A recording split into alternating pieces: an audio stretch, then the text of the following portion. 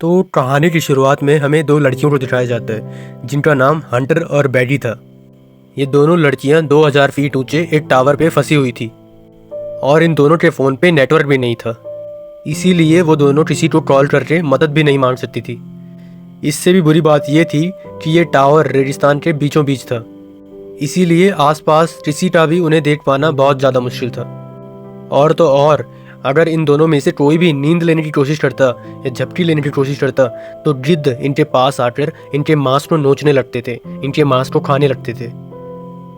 तो ये लड़कियां इस टावर पे कैसे फंसी और क्या ये इस टावर से बच पाई या फिर मारी गई?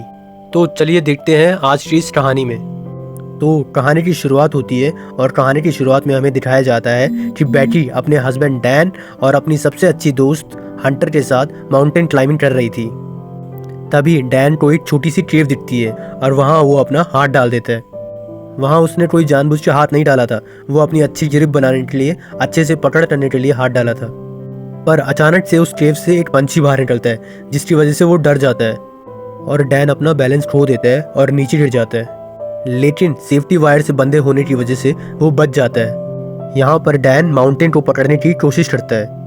हंटर और बैटी उसकी मदद करने के लिए उसके पास आ ही रही थी कि तभी डैन की सेफ्टी वायर टूट जाती है और वो नीचे गिर के मर जाता है। यहाँ से सीन शिफ्ट होता है और प्रेजेंट में दिखाया जाता है। अब 8 साल बीत चुका है। अब बैटी आज भी उस इंसिडेंट में मरे अपने हस्बैंड को याद कर रही है। वो अपने हस्बैंड को याद करके बहुत ज़्यादा दुखी थी और वो काफ़ी ज़्यादा ड्रिंक करने लगी थी, जिसकी वजह से वो डिप्रेशन में थी। उसकी इस बात को लेकर उसके फादर जेम्स उससे बहुत ज़्यादा परेशान थे। वो बैटी को उस इंसिडेंट से मूव ऑन करने के लिए कहते हैं, लेकिन बैटी उनकी कोई बात मानने के लिए तैयार नहीं थी। एक दिन बैटी अपनी लाइफ से परेशान होकर बहुत सारी गोलियां खाने की कोशिश करती है। वो बहुत सारी दवाइयां एक साथ खाकर सुसाइड करने की कोशिश करती है कि तभी उसका फ़ोन बजने लगता है, जिसकी वजह से वो रुक जाती है और जब वो फ़ोन को देखती है तो उसमें हंटर का कॉल आ रहा होता है, जिससे वो सुसाइड नहीं करती। अगले दिन हंटर उसके घर जाती है उससे मिलने के लिए। हंटर बैटी को उस इंसिडेंट से बाहर निकालने के लिए एक प्लान बनाती है और बैटी को बताती है कि मैंने एक प्लान बनाया है कि हम B67 टीवी टावर पे क्लाइंब करेंगे और इस टीवी टावर पे तू भी मेरे साथ क्लाइंब करेगी। हंटर जानती थी कि बैटी को एडवेंचर प्लेस पे जाना बहुत ज़्यादा पसंद था और काफ़ी लंबे समय से उसने कोई एडवेंचर भी नहीं किया था। बैटी जो इस टाइम बहुत ज़्यादा परेशान थी, इसलिए वो हंटर को क्लाइंबिंग करने से मना कर देती है। लेकिन नेक्स्ट मॉर्निंग जब वो किचन में रखी अपनी मेडिसिन लेने जाती है तो वो थोड़ा सोचते हुए डिसाइड करती है कि वो उसके साथ क्लाइंबिंग करने के लिए जाएगी। उसके बाद हंटर और बैटी दोनों उस टावर की ओर निकल पड़ते हैं। रास्ते में बैटी हंटर के फ़ोन में कुछ पुरानी फ़ोटो देखने लगती है। जैसे ही वो स्क्रॉल करते हुए आगे और फ़ोटो देखती है तो हंटर की एक फ़ोटो में वो नोटिस करती है कि हंटर के कंधे पे एक लड़के का हाथ था। बैटी हंटर से उस लड़के के बारे में पूछती है, लेकिन हंटर उसे कुछ भी बताने से मना कर देती है। तभी वहाँ बैटी के फ़ोन पर उसके फादर का फ़ोन आता है, लेकिन वो कॉल पिक नहीं करती। काफ़ी देर ड्राइव करने के बाद वो एक होटल में रात गुजारने के लिए रुकते हैं। डिनर करते वक्त बैटी को पता चलता है कि हंटर एक यूट्यूबर ब्लॉगर है और यूट्यूब रेवेन्यू से ही वो अपने ट्रैवलिंग का सारा खर्च उठाती है। इसी दौरान बैटी की नज़र बाहर विंडो से उस टीवी टावर पे पड़ती है जहाँ पर वो दोनों जा रही थी। हंटर बैटी को बताती है कि ये टीवी टावर यूनाइटेड स्टेट का चौथा सबसे ऊंचा टावर है। नेक्स्ट मॉर्निंग दोनों कार में बैठकर अपना सफ़र जारी करते हैं। यहाँ पर हंटर ड्राइविंग करते हुए ही अपने यूट्यूब चैनल के लिए ब्लॉग बनाने लगती है, जिसमें वो अपने व्यूअर को बताती है कि वो अपनी बेस्ट फ्रेंड के साथ उस 2000 फीट ऊंचे टावर पे चढ़ने वाली है। उसके बाद फाइनली वो दोनों उस टीवी टावर के पास पहुँच जाते हैं, जहाँ उन्हें उस गेट के पास डेंजर साइन के साथ एक ताला लगा हुआ मिलता है। यहाँ पर वो दोनों गाड़ी को छोड़कर पैदल ही आगे जाने लगते हैं। रास्ते में उन्हें कुछ गिद्ध एक मरे हुए जानवर को खाते हुए दिखाई देते हैं। हंटर उस चीज़ को भी अपने ब्लॉग में रिकॉर्ड कर लेती है और उस मरे हुए जानवर की फ़ोटो क्लिक करके अपने इंस्टाग्राम अकाउंट पे अपलोड कर देती है, जिस पर उसे बहुत जल्दी बहुत सारे लाइक मिल गए थे। कुछ देर बाद वो दोनों टावर तक पहुंच जाते हैं। यहाँ पर हंटर अपना ब्लॉग बनाना बंद कर देती है। वहीं बैटी टावर की ऊंचाई देख के डरने लगती है और प्लान कैंसिल करने का हंटर को बताती है। उसे लगता है कि वो ये नहीं कर पाएगी, क्योंकि डैन के साथ हुए इंसिडेंट के बाद उसने कभी इतनी ऊंचाई का सामना नहीं किया था। लेकिन हंटर उसे उसका डर दूर करने के लिए कहती है। उसके बाद हंटर सेफ्टी रोप को उसकी कमर से बांधकर टावर के ऊपर चढ़ना शुरू कर देती है। यह पूरा टावर काफ़ी पुराना हो चुका था, जिस पर बुरी तरह से बहुत ज़्यादा जंप लगी हुई थी। इस टावर की सीढ़ियाँ हिल रही थी और नेट बोल्ट भी बहुत ज़्यादा लूज हो चुके थे। इस पे ये दोनों काफ़ी ऊपर तक चढ़ चुकी थी कि तभी बैटी के हाथ से सीढ़ी का एक पुराना हिस्सा टूट कर गिर जाता है, जिससे बैटी थोड़ा डर जाती है। लेकिन वो हिम्मत करके फिर से उस टावर के ऊपर चढ़ने लगती है। ऐसे ही धीरे धीरे वो आधे टावर तक पहुंच जाती है, यानी कि 1000 फीट ऊपर। वहाँ 1000 फीट ऊपर से शहर बहुत ज़्यादा छोटा दिखाई दे रहा था। ये दोनों वहाँ पर कुछ देर आराम करती हैं और पानी पीने के बाद फिर से क्लाइंबिंग करना शुरू कर देती हैं। थोड़ी देर बाद दोनों 1800 फीट ऊपर पहुँच चुकी थी और अब दोनों को 200 फीट ऊपर चढ़ना था बस। बैगी इतना ऊपर चढ़कर अब डरने लगती है, क्योंकि वहाँ हवा बहुत ज़्यादा तेज चल रही थी और सीढ़ियाँ भी काफ़ी पुरानी होने की वजह से हिल रही थी। वो हंटर से कहती है कि हमें अब नीचे जाना चाहिए, पर हंटर उसे कहती है कि अब हम इतने ऊपर आ ही चुके हैं तो अब हमें हार नहीं माननी चाहिए। जिसके बाद दोनों वापस से ऊपर चढ़ने लगते हैं। यहाँ से टावर के ऊपर चढ़ने का रास्ता काफ़ी खतरनाक था। रास्ते में लगी काफ़ी डिस्क को हंटर ने आसानी से पार कर लिया था और अब बैटी को भी वो डिस्क को पार करने में मदद कर रही थी। अब जैसे जैसे वो ऊंचाई पे जा रही थी वैसे वैसे हवा का प्रेशर भी काफ़ी बढ़ता जा रहा था, जिसकी वजह से बैटी और ज़्यादा डर रही थी। इसी बीच सीढ़ी के पुराने नेट बोल्ट एक एक करके अपने आप निकलने लगते हैं। वो दोनों ऊपर चढ़ना जारी रखती हैं एंड फाइनली वो दोनों टावर के टॉप पे पहुंच जाती हैं, जहां एक और नेट बोल्ट खुल के नीचे गिर चुका था। यहाँ पर हंटर दोबारा से अपना ब्लॉग बनाना चालू करती है और अच्छा शॉट लेने के लिए वो ड्रोन कैमरा का इस्तेमाल करती है।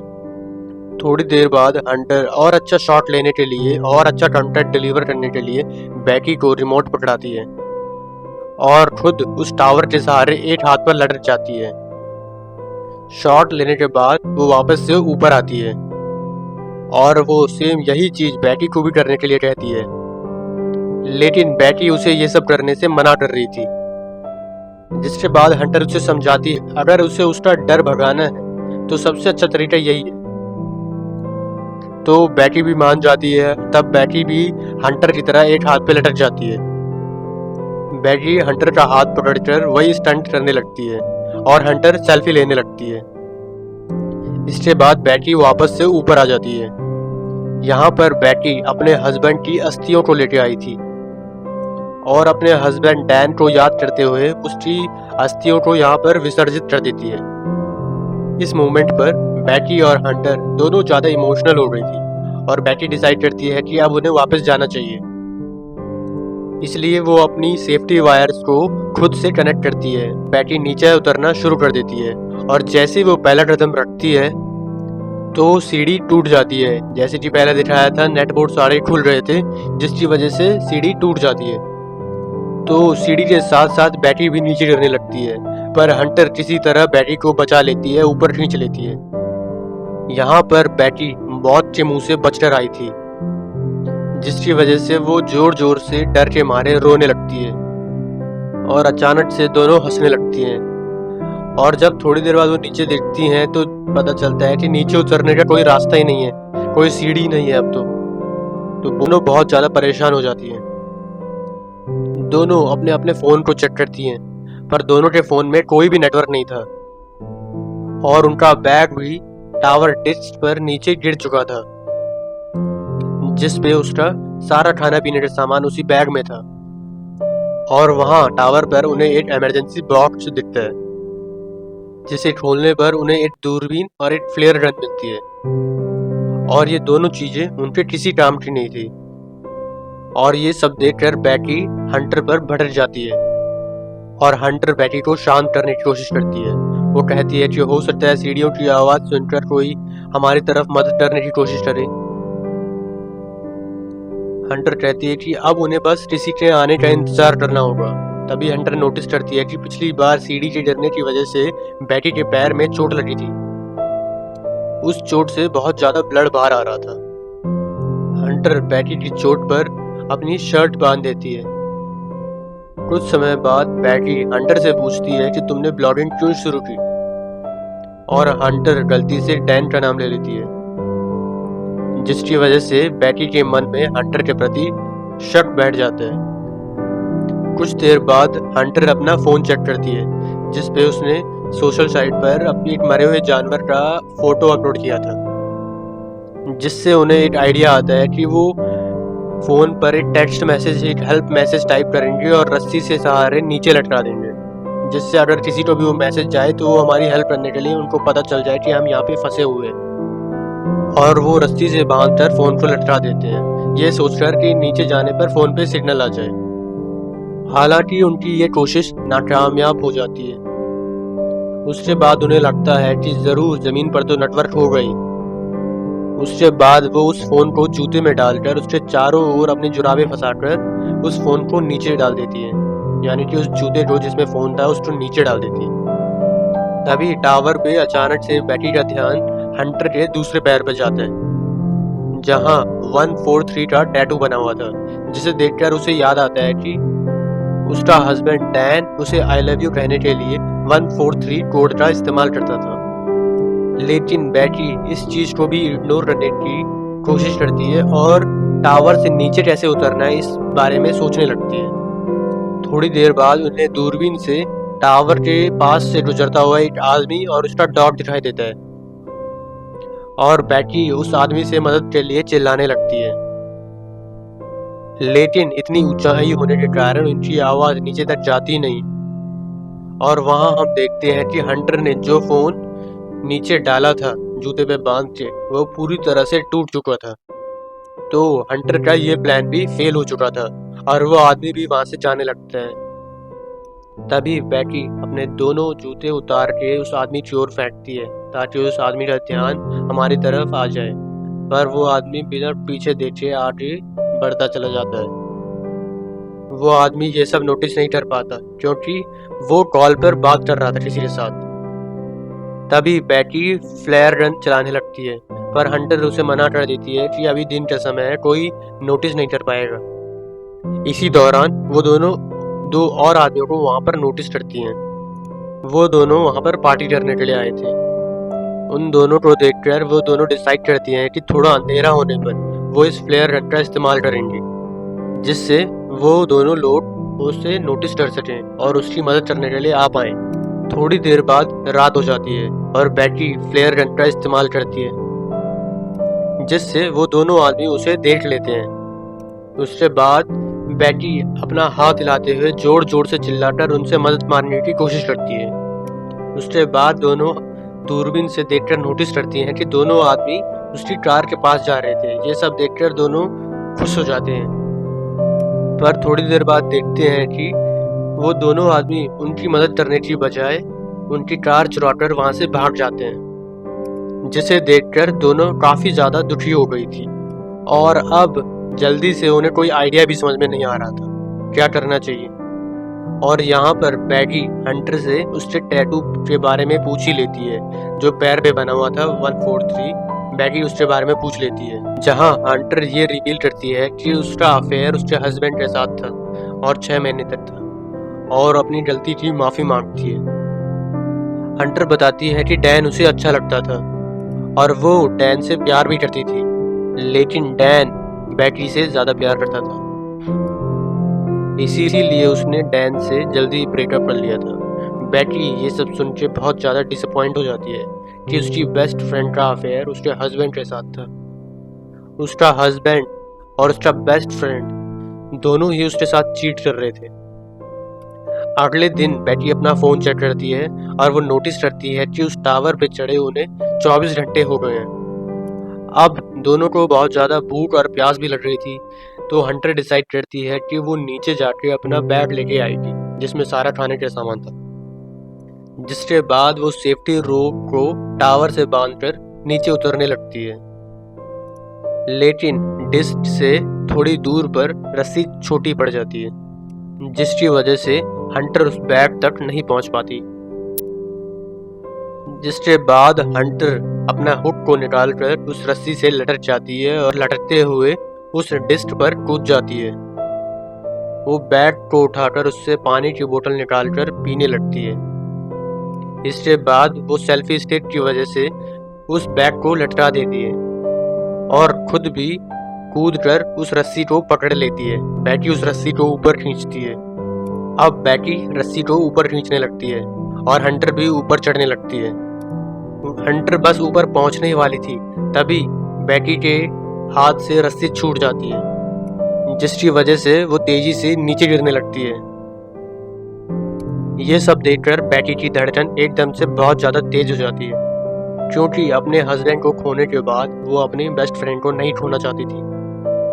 लेकिन जैसे ही बैटी नीचे देखती है, उसे हंटर रस्सी पे लटकी हुई दिखाई देती है। हालांकि हंटर के हाथों में बहुत ज़्यादा चोट लग गई थी, इसलिए बैटी अपनी पूरी ताकत लगाकर हंटर को वापस ऊपर खींचती है। थोड़ी देर बाद बैटी एक हेल्प नोट लिखकर ड्रोन में फंसा देती है और पास के होटल में उस हेल्प नोट को पहुंचाने की कोशिश करती है, पर ड्रोन में बैटरी कम होने के कारण वो ज़्यादा फ्लाई नहीं कर पाता और बैटी उस ड्रोन को वापस बुला लेती है और वहाँ पर दोनों फिर से हेल्पलेस थी। अब रात को बैटी को एक सपना आता है और वो सपना बहुत भयानक था, जिसकी वजह से बैटी डर जाती है। सपने में आता है कि हंटर की टावर पे ही मौत हो चुकी है और गिद्ध हंटर की बॉडी को नोच नोच के खा रहे हैं, जिससे वो जल्दी से उठती है, जिसकी वजह से वो डर के मारे उठ जाती है और उठ के उसे पता चलता है कि वो एक गंदा सा सपना था। नेक्स्ट मॉर्निंग बैटी के दिमाग में एक आइडिया आता है कि वो टावर के ऊपर लगी हुई लाइट की हेल्प से ड्रोन को चार्ज कर सकती है। तो बैटी टावर के ऊपर चढ़ती है और वहाँ पर चार्ज करने लगती है और चार्ज करते हुए उसे पता चलता है कि प्लग लूज है, तो उसे वहीं पे उस पकड़ के उसे चार्ज करना होगा। और जब तक वो ड्रोन पूरी तरह से चार्ज नहीं हो जाता, बैटी को वहाँ पर उसे पकड़ के रखना था। अब धीरे धीरे बैटी के हाथ धीरे धीरे सुन पड़ने लगते हैं और उससे भी बुरी बात ये थी कि अब बहुत सारे गिद्ध आकर उस पर अटैक कर रहे थे, जिसकी वजह से बैटी के हाथों से वो बैग नीचे गिर जाता है। अब थोड़ी देर बाद ड्रोन की बैटरी भी फुल हो जाती है। अब बैटरी फुल हो चुकी थी, तो बैटरी नीचे आ जाती है और उस ड्रोन को होटल तक पहुंचाने की कोशिश करती है। अब ड्रोन होटल तक पहुंचने ही वाला था, तभी उसकी टक्कर एक ट्रक से हो जाती है और ड्रोन टूट जाता है। और ये सब देखकर वो दोनों और भी ज्यादा डर रही थी। अब उनके पास बचने का कोई भी ऑप्शन नहीं था। वो थकी हारी उस टावर पे हार मान के बैठ जाती है। शाम के समय वहां तूफान बनने लगा था, जिसकी वजह से उनका जिंदा रहना और भी मुश्किल हो गया था। और यहाँ पर बैटी को बहुत ज़्यादा नींद आ रही थी, क्योंकि वो पूरी रात भर नहीं सोई थी और जिसकी वजह से वो वहीं पर सोने लगती है। लेकिन हंटर बैटी को सोने से मना करती है, क्योंकि उनके सोने से गिद्ध फिर से उन पर हमला कर सकते हैं। बैटी हंटर से उसका दूसरा जूता मांगती है ताकि वो अपना फोन डालकर उस पर नीचे फेंक सके। तभी हंटर कहती है कि मेरा जूता तो नीचे डिस्क पर ही गिरा हुआ है। और यहाँ पर कहानी में बहुत बड़ा ट्विस्ट आता है और यहाँ पर हमें पता चलता है कि जब हंटर डिस्क पे कूदी थी, तभी कूदते वक्त उसकी मौत हो गई थी और तब से बैटी अकेले ही सरवाइव कर रही थी। बैटी को हेलुसिनेशन होने लगे थे, जिसकी वजह से वो हंटर की प्रेजेंस को इमेजिन कर रही थी। रात में बैटी तूफान में सरवाइव करने के बाद अपने फादर के लिए एक वीडियो मैसेज रिकॉर्ड करती है, जिसमें वो बताती है कि वो वापस से घर आना चाहती है। दूसरी ओर उसके फादर जेम्स भी उसको लेकर बहुत ज़्यादा परेशान थे। अगले दिन जब बैटी उस टावर पे सोई हुई थी, तभी वहाँ पर गिद्ध आकर बैटी का मांस खाने लगते हैं।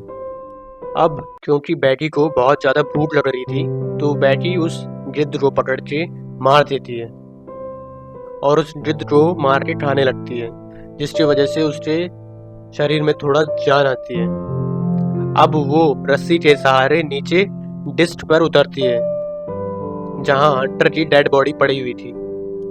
अब बेटी अपने फादर को मैसेज करती है और इस बार वो हंटर के जूते में अपना फोन डालकर उस जूते को हंटर की बॉडी में डाल देती है और हंटर की बॉडी को नीचे फेंक देती है। और इसके बाद रात में हंटर के फादर जेम्स को बेटी का मैसेज मिलता है और वो जल्दी से बेटी को बचाने के लिए एक रेस्क्यू टीम बुलाते हैं और वहां पर पहुंच जाते हैं। और जैसे ही उसके फादर वहां टावर के नीचे पहुंचते हैं तो देखते हैं कि पुलिस एक डेड बॉडी को कवर कर रही थी। उसे लगता है कि वो उसकी बेटी की डेड बॉडी है जो कि अब जिंदा नहीं है। तभी उसकी बेटी उसे पुलिस की कार के पास दिखाई देती है। उसके बाद दोनों एक दूसरे को गले लगाते हैं और इसी के साथ ये मूवी यहीं पे खत्म हो जाती है।